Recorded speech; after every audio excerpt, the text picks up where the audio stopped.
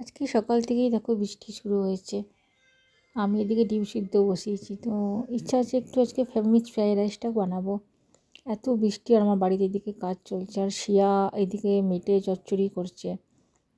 মেটেটা আর এনেছিলাম, তো শিয়া বলছে আজকে মেটেটা আমি বানাবো না, ঠিক আছে বানা। ও মেটেটা বানিয়ে নিক, আর আমি আজকে ফ্রাইড রাইস আর একটু চিকেন কষা করব। তো এইদিকে চিংড়ি মাছটাও ভাজা হয়ে গেছে, ফ্রাইড রাইসে দেবো চিংড়ি মাছটা। আর এগুলো সব ফ্রাইড রাইসেই দেবো। এগুলো একটু কিমা করে নিয়ে এসেছি, চিকেন কিমা। দেখো চিকেন কিমা দিয়ে চিংড়ি মাছ দিয়ে ডিম দিয়ে ফ্রাইড রাইসটা বানাবো।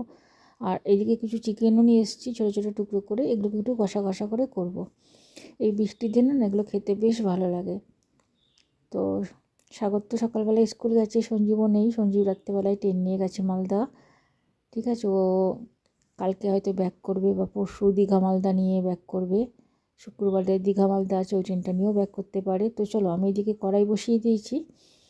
তো আমি এগুলো খাবো না আজকে কিছুই, কারণ আমার শরীরটা রাত থেকে একটু ভালো নেই। ওদের জন্যই বানাই, সে আশা করে এগুলো খেতে প্রচণ্ড ভালোবাসে।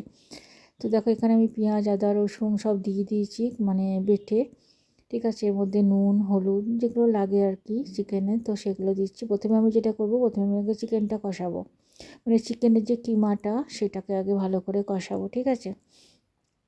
বর্ষাকালে একটু চিকেনটা ভালো করে ধুতে হয়, তো আমি অলরেডি ভিনেগার আর চিনি দিয়ে এটাকে ধুয়েছি। তো জলটা একটু চিপে নিই, দিয়ে এর মধ্যে চিকেন কিমাটাকে ভালো করে করবো, কষিয়ে নিয়ে সাইড করে রেখে দেবো।